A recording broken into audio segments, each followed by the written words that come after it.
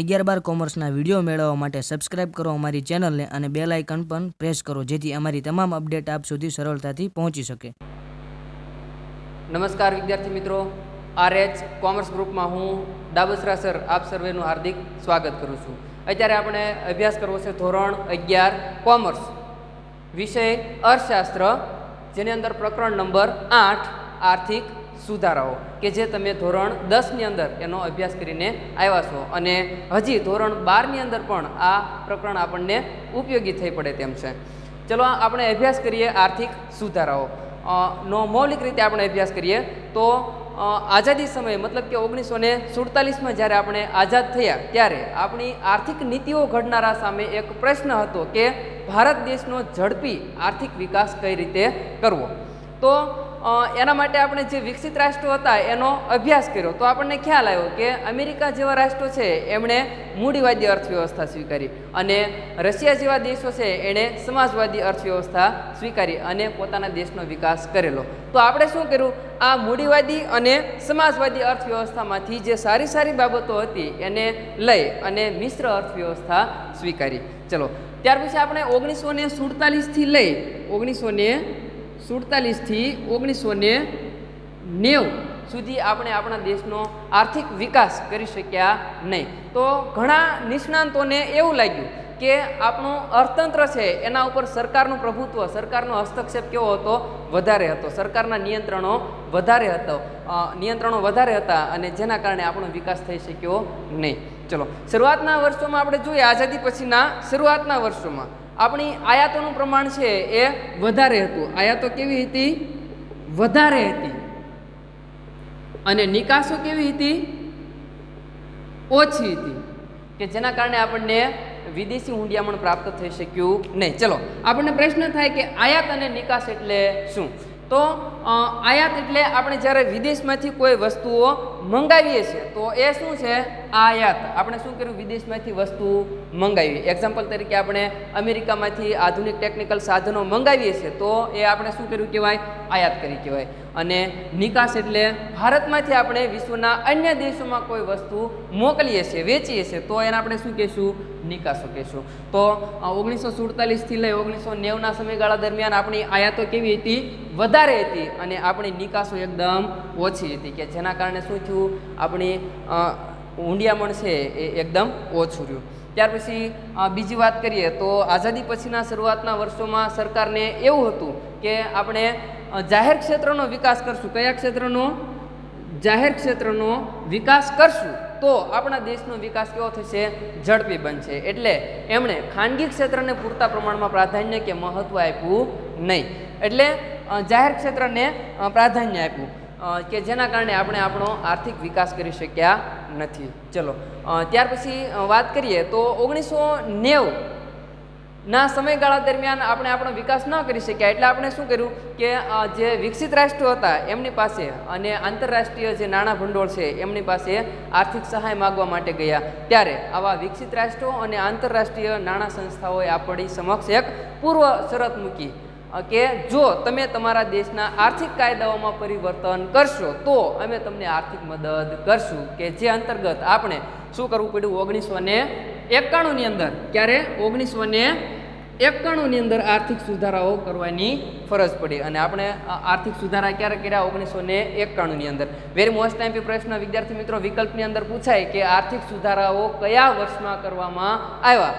જવાબ એકદમ સરળ છે, 1991માં કરવામાં આવ્યા. પણ ઘણા વિદ્યાર્થી મિત્રો એવી ભૂલ કરતા હોય છે કે 1951 લખી નાખતા હોય છે, પણ આપણે અહીંયા ખાસ તકેદારી રાખવાની છે કે જવાબમાં શું આવશે? 1991. ખાસ અહીંયા ધ્યાનમાં રાખવું. ચલો ત્યાર પછી આપણે અર્થ જોઈ લઈએ. આર્થિક સુધારાઓ એટલે શું?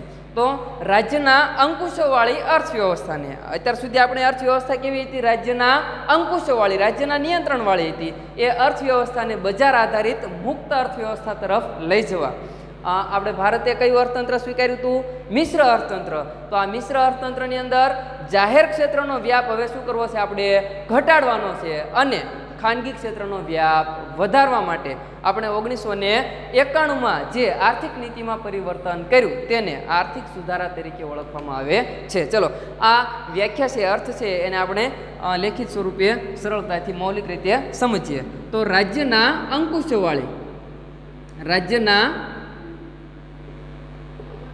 અંકુશોવાળી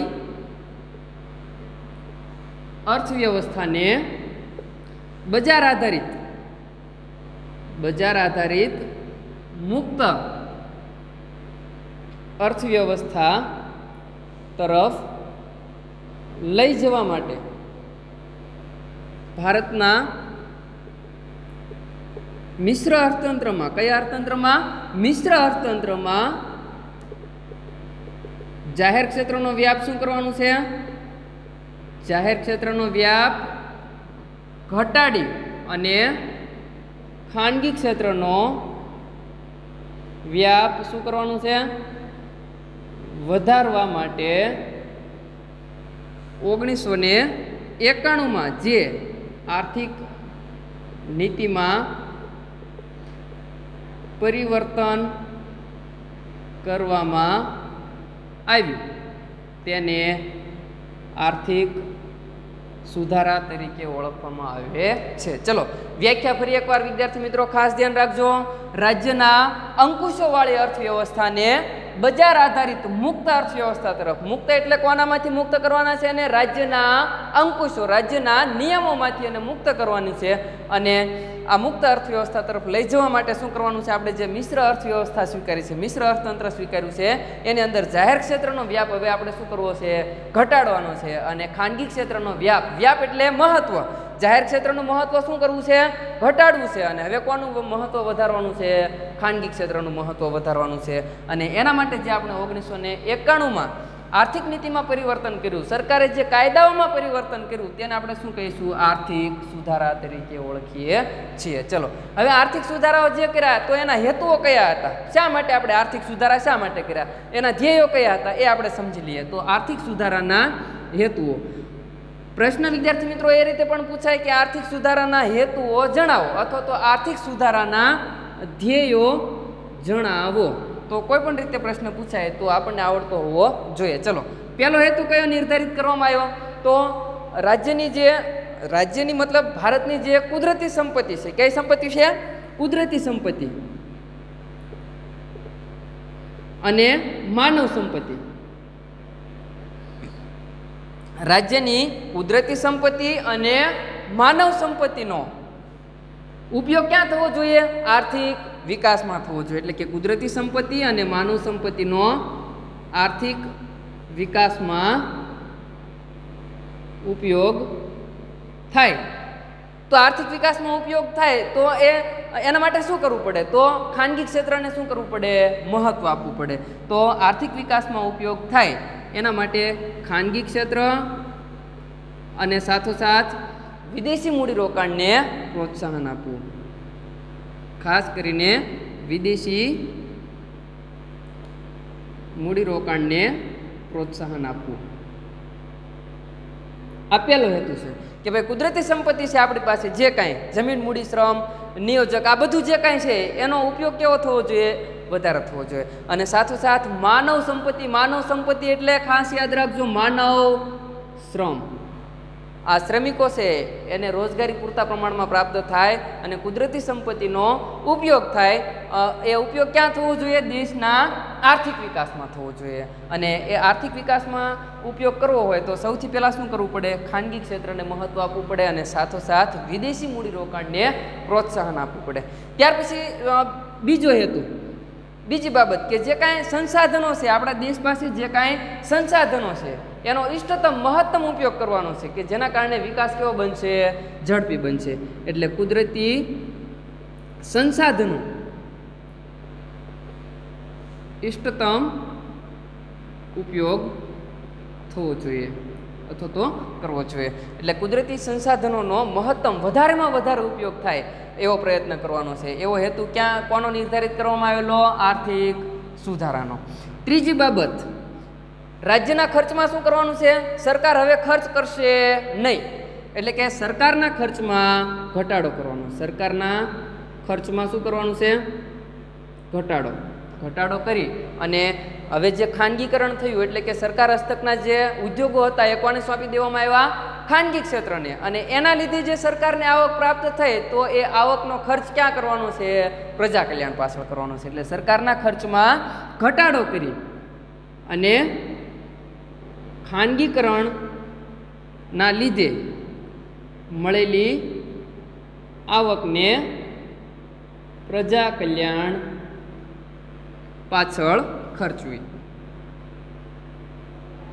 ચલો, સરકાર જે ખર્ચ કરતી અત્યાર સુધી એ હવે કરશે નહીં. એના ખર્ચમાં શું કરશે? ઘટાડો. સાથોસાથ શું કરશે? એને જે ખાનગીકરણ દ્વારા જે નાણાં પ્રાપ્ત થયા છે એ નાણાંનો ખર્ચ પાછું ક્યાં કરશે? પ્રજાના કલ્યાણ પાછળ કરશે. ચલો ફરી એકવાર 3 બાબત આપણે જોઈ લઈએ. 3 બાબત એટલે આપણે ભણી રહ્યા છીએ આર્થિક સુધારાઓ, એના હેતુ અથવા તો એના ધ્યેયોમાં આપણે પહેલું જોયું કુદરતી સંપત્તિ અને માનવ સંપત્તિ. આ બંનેનો ઉપયોગ ક્યાં કરવાનો છે? આર્થિક વિકાસમાં કરવાનો છે. અને આર્થિક વિકાસમાં ઉપયોગ કરવા માટે શું કરવું પડશે? ખાનગી ક્ષેત્ર અને વિદેશી મૂડીરોકાણને પ્રોત્સાહન કે મહત્વ પૂરું પાડવું પડશે. બીજી બાબત, કુદરતી સંસાધનોનો ઉપયોગ કેવો કરવાનો છે?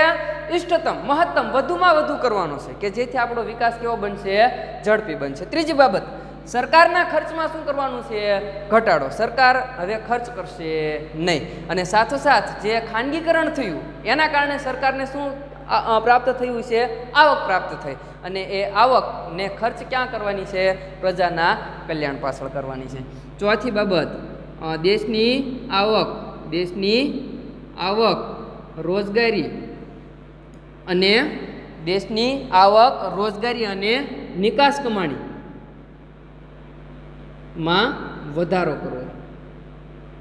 ચલો, દેશની આવક એટલે રાષ્ટ્રીય આવક. એ સામાન્ય બાબત છે કે રાષ્ટ્રીય આવકમાં શું કરવાનું છે? વધારો. મતલબ કે ખેતી, ઉદ્યોગ અને સેવા ક્ષેત્રની આવકમાં શું થવું જોઈએ? વધારો થવો જોઈએ. બીજું કે રોજગારીનું પ્રમાણ શું થવું જોઈએ? વધવું જોઈએ. અને સાથોસાથ નિકાસ કમાણીમાં પણ શું થવું જોઈએ? વધારો. ચલો, નિકાસ કમાણીમાં વધારો થશે એટલે આપણા વિદેશી મૂંડિયામણમાં શું થશે? વધારો થશે. અને વિદેશી મૂંડિયામણ આપણી પાસે હશે તો આપણે આપણા દેશનો વિકાસ સરળતાથી કરી શકશું. ત્યાર પછી 5મી બાબત છે સ્પર્ધાત્મકતા વધારવી. દેશની અંદર સ્પર્ધાત્મકતા વધારવી. સ્પર્ધાત્મકતા એટલે હરીફાઈ. સ્પર્ધા એટલે હરીફાઈ. દેશની અંદર શું કરવાનું છે? હરીફાઈ કોના વચ્ચે વધારવાની છે? ઉત્પાદકો વચ્ચે. જે ઉદ્યોગોના માલિકો છે એના વચ્ચે શું કરવામાં આવશે? હરીફાઈ વધારવામાં આવશે. શરૂઆતના સમયમાં એવું બનેલું કે સરકાર હસ્તકના મોટા ભાગના ઉદ્યોગો હતા એટલે હરીફાઈ પૂરતા પ્રમાણમાં થતી ન હતી. પરિણામે ઇજારાશાહી જેવી વિકટ સમસ્યા ઊભી થઈ કે જેના કારણે હવે સરકારે શું નક્કી કર્યું કે ખાનગી ક્ષેત્ર છે એને વધારે પ્રાધાન્ય આપી અને આવા ઉત્પાદકો વચ્ચે હરીફાઈ કરાવી અને શું કરવાનું છે? દેશના ગ્રાહકોને ફાયદો થાય. અહીંયા સામાન્ય બાબત છે કે જો ઉત્પાદકો હરીફાઈ કરશે તો શું થશે? હરીફાઈની અંદર ટકી રહેવા માટે અને વસ્તુની કિંમત કેવી રાખવી પડશે? નીચી રાખવી પડશે. અને સાથોસાથ વસ્તુની ગુણવત્તા કેવી આપવી પડશે? ઊંચી ગુણવત્તા આપવી પડશે કે જેનો ફાયદો કોને થશે? દેશના ગ્રાહકો કે નાગરિકોને થશે. એટલે સ્પર્ધાત્મકતામાં શું કરવાનું છે? વધારો કરવાનો છે. એવો પણ હેતુ નિર્ધારિત કરવામાં આવેલો. અને છેલ્લી બાબત છે દેશનો આર્થિક વિકાસ સાતત્યપૂર્વક જાળવી રાખવાનો છે. દેશનો આર્થિક વિકાસ સાતત્યપૂર્વક જાળવી રાખવાનું છે. સાતત્યપૂર્વક એટલે ક્રમિક. માનો કે આ વર્ષે આપણે દેશનો વિકાસ ઝડપથી કર્યો તો આવતા વર્ષે વિકાસ પાછો પડવો જોઈએ નહીં. વિકાસ છે સતત ને સતત શું કરવાનો છે? આગળ ને આગળ વધારેમાં વધારે વિકાસ થાય, ક્રમશઃ વિકાસ થાય એવો પ્રયત્ન કરવાનો છે. એવો હેતુ છે એ આર્થિક સુધારાઓનો રાખવામાં આવેલો છે. ચલો, 6 બાબતનો આપણે ફરી એકવાર અભ્યાસ કરી લઈએ. એ પહેલાં આપણે વ્યાખ્યાનો પણ અભ્યાસ કરી લઈએ. ચલો જોઈએ તો વ્યાખ્યા જોઈ લઈએ. આર્થિક સુધારાઓ એટલે શું? આર્થિક સુધારા મિત્રો કયા વર્ષે કરવામાં આવ્યા? 1991માં કરવામાં આવ્યા. યાદ રાખજો, રાજ્યના અંકુશોવાળી અર્થવ્યવસ્થાને કેવી? રાજ્યના અંકુશોવાળી અર્થવ્યવસ્થાને બજાર આધારિત મુક્ત અર્થવ્યવસ્થા તરફ લઈ જવા માટે ભારતે કેવું અર્થતંત્ર સ્વીકાર્યું? મિશ્ર અર્થતંત્ર. અને આ મિશ્ર અર્થતંત્રમાં જાહેર ક્ષેત્રનો વ્યાપ શું કરવાનો છે? ઘટાડવાનો છે. અને ખાનગી ક્ષેત્રનો વ્યાપ વધારવા માટે 1991માં જે આપણે આર્થિક નીતિ કે કાયદાઓમાં પરિવર્તન કે બદલાવ કર્યો તેને શું કહીશું? આપણે આર્થિક સુધારા તરીકે ઓળખીશું. ત્યાર પછી એના હેતુ અથવા તો ધ્યેયો, કોઈ પણ રીતે પ્રશ્ન પૂછાય. એના કેટલા ધ્યેયો છે? ટોટલ 6. પહેલું, કુદરતી સંપત્તિ અને માનવ સંપત્તિનો ઉપયોગ ક્યાં કરવાનો છે? દેશના આર્થિક વિકાસમાં કરવાનો છે. અને એના માટે શું કરવાનું છે? ખાનગી ક્ષેત્ર અને વિદેશી મૂડીરોકાણને પ્રોત્સાહન પૂરું પાડવાનું છે. બીજું, કુદરતી સંસાધનોનો ઉપયોગ કેવો કરવાનો છે? ઇષ્ટતમ કે મહત્તમ, વધુમાં વધુ એનો ઉપયોગ થવો જોઈએ. ત્રીજી બાબત, સરકારે પોતાના ખર્ચમાં શું કરવાનું છે? ઘટાડો કરવાનો છે. અને ખાનગીકરણના લીધે જે સરકારને આવક પ્રાપ્ત થઈ છે એ આવક ક્યાં વાપરવાની છે? પ્રજાના કલ્યાણ પાછળ વાપરવાની છે. ત્યાર પછી દેશની આવક મતલબ કે રાષ્ટ્રીય આવક, દેશના લોકોને રોજગારીનું પ્રમાણ કેવું મળે? વધુમાં વધુ. અને નિકાસ કમાણી કેવી થાય? વધુમાં વધુ. વિદેશી ઊંડિયામણ કેવું પ્રાપ્ત થશે? આપણને વધુમાં વધુ પ્રાપ્ત થાય એવો હેતુ નક્કી કરવામાં આવ્યો. ત્યાર પછી શું કરવાનું છે? સ્પર્ધાત્મકતા, દેશની અંદર જે ઉત્પાદકો છે એની વચ્ચે શું કરવાનું છે? હરીફાઈનું પ્રમાણ વધારી અને દેશના નાગરિકોને ફાયદો કરાવવાનો છે. અને દેશનો આર્થિક વિકાસ કેવી રીતે જળવાઈ રહેવો જોઈએ? સાતત્યપૂર્વક જળવાઈ રહેવો જોઈએ. એટલે કે વિકાસ છે એ થંભી જવો જોઈએ નહીં, અને એક સતત ને સતત આપણો વિકાસ ચાલુ રહેવો જોઈએ.